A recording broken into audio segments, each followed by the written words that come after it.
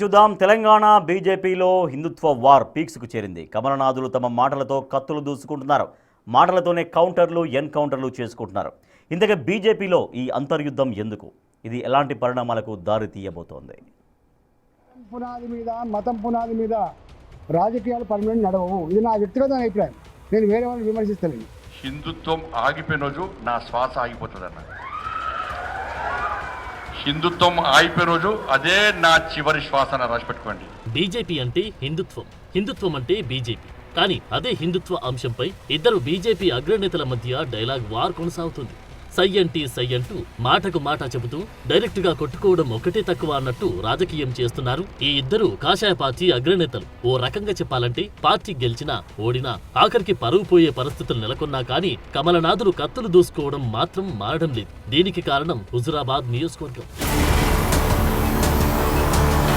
Karimnagar parliament సభ్యుడు బండి సంజయ్. అదే parliament నియోజకవర్గంలోని ఓ సెగ్మెంట్ హుజురాబాద్. ఇది ఈటల రాజేందర్ సొంత నియోజకవర్గం. హుజురాబాద్ లో బండి సంజయ్ వరుస కార్యక్రమాలు నిర్వహించడం ఇప్పుడు ఈటల రాజేందర్ కు అసలు డైజెస్ట్ అవ్వడం లేదు. ఏ విషయంలోనే ఇద్దరి మధ్య చాలా రోజులుగా కోల్డ్ వార్ నడుస్తోంది.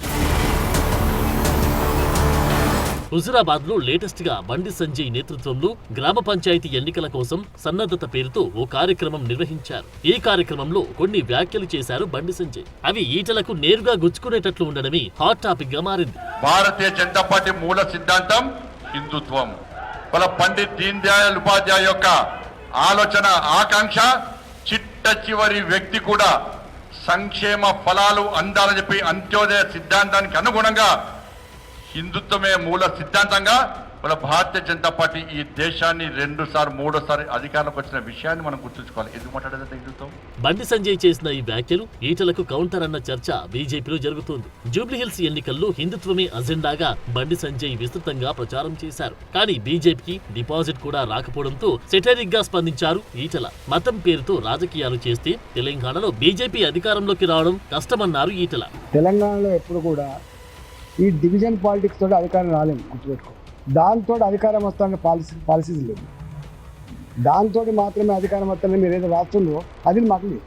ఈటల చేసిన ఈ వ్యాఖ్యలకే బండి లేటెస్ట్ గా కౌంటర్ ఇచ్చారనే చర్చ జరుగుతోంది. అంతేకాదు జీహెచ్ఎంసీలో హిందుత్వ అజెండా వల్లే 4 సీట్లలో ఉండే బీజేపీ 48 సీట్లు గెలిచిందన్నారు బండి సంజయ్. హిందూ, ముస్లిం, క్రిస్టియన్ అనే తేడా లేకుండా మోదీ ప్రభుత్వం అందరికీ సంక్షేమ పథకాలు అందిస్తుంది కదా, మరి ఆ ముస్లింలు బీజేపీకి ఎందుకు ఓట్లు వేయడం లేదంటున్నారు బండి సంజయ్. పహల్గామ్ లో అవయవాలు చూసి ఎన్కౌంటర్ చేసి చంపిరన్నా. ఎవరు చంపిరన్నా? ఎవరు చంపారు? ఎవరిని? ముల్దారం చూసి చంపిరన్నా. మంగళసూత్రం చూసి చంపారు. హిందుత్వం మాట్లాడడం వద్దా? హైదరాబాద్లో ముత్యాలమ్మ గుడిని గులగొట్టారన్న.